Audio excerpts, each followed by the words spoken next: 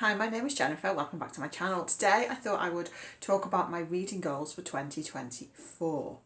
So I have recently posted a video about my 2023 reading stats and my reading year in review, which has helped me to formulate my 2024 reading goals. So I have 5 goals.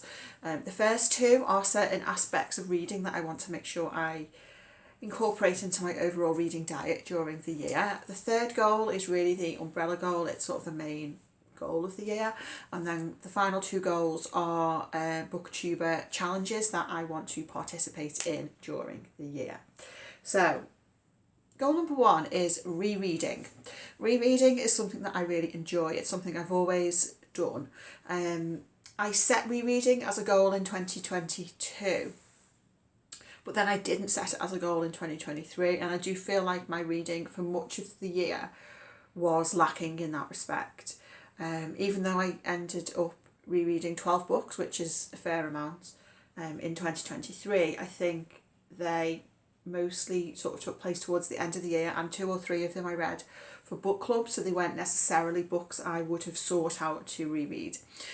So in 2024, my aim is to reread 10 books over the course of the year. It may well turn out to be more, that would be great, but I think 10 books is like 1 a month with a little bit of leeway. So I do have a list of 10 books here that I would like to reread in 2024. This isn't set in stone, this could change as the year goes on. Some of them I own, some of them I don't. So the books I'd like to reread are Girl, Woman, Other by Bernardine Evaristo, We Are All Completely Beside Ourselves by Karen Joy Fowler, Love and Other Thought Experiments by Sophie Ward, The Beach by Alex Garland, Down and Out in Paris and London by George Orwell, Alex by Pierre Lemaitre, Mrs. S by Kay Patrick, even though I only read it for the first time in 2023, but I loved it so much I want to reread it in 2024. And also some of the books I want to reread that I don't own copies of are Notes on a Scandal by Zoe Heller, Alias Grace by Margaret Atwood, and then probably an Agatha Christie, probably 2 or 3 Agatha Christies, because I do enjoy rereading Agatha Christies. So I'll almost certainly pick up some during 2024. My second goal is all about reading short stories. So I really enjoy reading short stories, and I have a number of short story anthologies on my 2 TBR shelves. So my goal for 2024 is to make sure that I am reading some short stories every month. It doesn't necessarily have to be one full collection per month, as long as I am sprinkling some short stories into my reading diet throughout the year. So I do tend to pick up short story collections in charity shops, and I feel like it's a good way to try out lots of different authors. So these are all the ones that I have on my shelves that are sort of anthologies by a variety of authors. So we've got short stories from the 19th century. This is a Wordsworth Classic Edition. I have already read a few of them. We have this Granta collection from 2013. So every 10 years Granta put out a collection of short stories with who they consider to be the sort of up-and-coming British novelists of the time. Then we have the Penguin Book of English Short Stories. This is the Edinburgh Mystery and Other Scottish Crime Stories. This is one of the British Library Crime Classic collections. We have Detective Stories, chosen by Philip Pullman. We have the Penguin Book of Modern British Stories. We have the Best British Short Stories, 2018.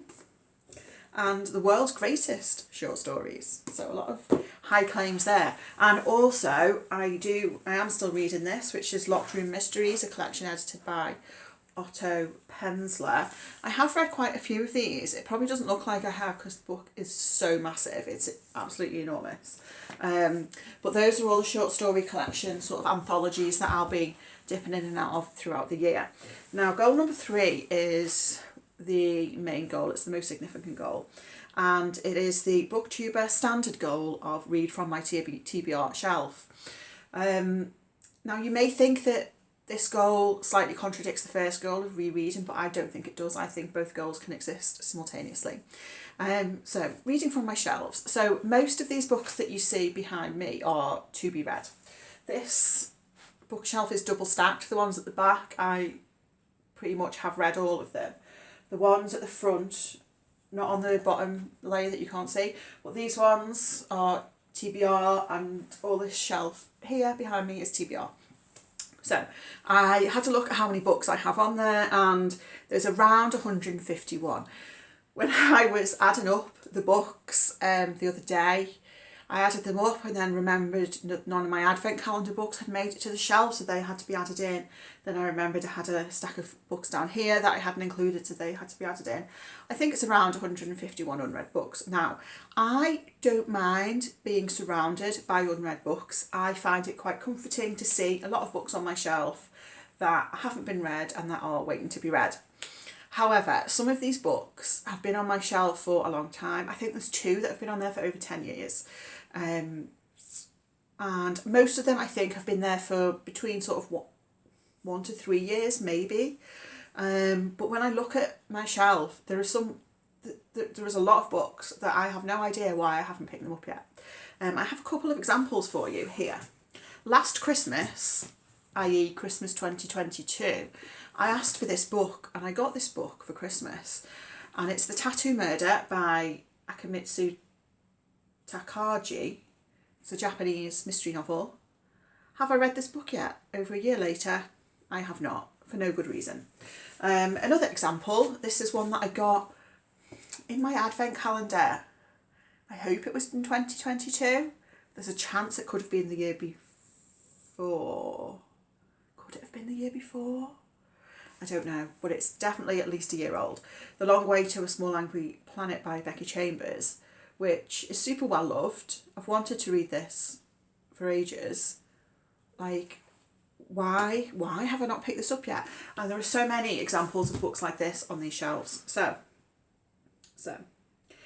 in terms of this specific goal, I thought about whether I should set a numerical goal.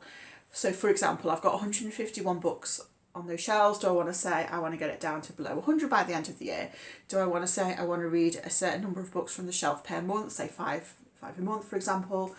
And I've decided not to do that because I'm not setting myself an overall goal in terms of number of books I want to read in 2024. That's not something I've done for a few years. It's not something that I gain any benefit from, really. Plus, I am anticipating reading fewer books in 2024 than I did in 2023, which is to do with starting a new job partway through 2023, which only had a part year effect on my 2023 reading. It will have a full year effect on my 24 reading. So the goal is that I want at least 50% of the books I pick up in 2024 to come from my TBR shelves. So I think that's achievable. Last year in 2023, about 1/3 of the books I picked up came from my shelves, 2/3 came from the library. So I want it to be at least half in 2024. I will still be using the library, in particular for my book club books. I get them from the library. And I've been making use of the freeze hold function actually for the last few months. Don't know why I've never done this before, on the library website. So it allows you to obviously put books on hold, but you can freeze the hold. So rather than all the books descending on you all at once when they arrive in the library and you have to read them all at once, you can manage their entrance into your life in a more controlled way. So you can I thaw 1 or 2 holds at a time when I'm ready to read those books, and it's quite nice because when I look at the books I've got on hold on the library website, it's kind of like a little TBR shelf there as well. So yeah, library will still be getting used. If I DNF a book, so if I pick up a book from my TBR shelf and DNF it, and it's a proper DNF, I'm going to unhaul it, I don't want to read it, that counts as being a book I've picked up from my shelf. If it's a DNF just for now, as in I'm not in the mood for it at the moment, and it's going back on my shelf, then of course that does not count towards that stat. Now I did think about what happens if I buy a book in 2024 and read it in 2024, does that count towards that stat? I mean, of course I'm going to buy a book in 2024. We moved house recently, and there is an independent bookshop literally maximum 5-minute walk from this very house, which is exciting and dangerous. I don't tend to buy a lot of books anyway, and when I do, it's usually second hand. But so if I buy any books in 2024 and I read them in 2024, I'm going to say that that counts towards the stat of reading from my shelf. And that's because the overall aim of this goal is to read books that I acquire sooner rather than later. There's no point being excited to read a book and have it sit on my shelf for years on end. So if I buy a book, it goes on my shelf, and then I read it within a year, I feel like that's a good thing. So that is going to count towards that stat. Now, obviously, if I end up buying a whole ton of books and just read those books and not the ones that are already on my shelf, that's maybe not going to achieve what I want, but I can keep an eye on it. I'm pretty sure that is not going to happen. Okay, so goal number 4 is to participate in Melinda from a Web of Stories reading challenge prompts for 2024. So I'll link below to Melinda's announcement video, and there is also a challenge set up on StoryGraph for it. Melinda has come up with 50 prompts, that's 50 prompts, plus 5 bonus prompts, that she will be working throughout the year, and she is opened up to anyone else who wants to join in. Now, I'm not going to pledge to complete the challenge necessarily, but I would like to participate in it as much as I can. I think a lot of those prompts I will be able to achieve without really trying too hard. So a lot of them are reading books from various genres, reading books in different formats, reading books from authors from different parts of the world, for example. So I think a lot of them I can achieve quite easily. When we get later on in the year, and there may be some prompts that I have to target specifically. So as long as my reading from my shelf goal is going okay, I can then seek out specific library books to fill some of the other prompts. And then goal number 5, the final goal, is to participate in the Read Good challenge, which has been created by Ben Reads Good. So I will link below to Ben's announcement video and to the StoryGraph challenge that has been set up for this. There's 1 prompt per month, so 12 in total over the course of the year.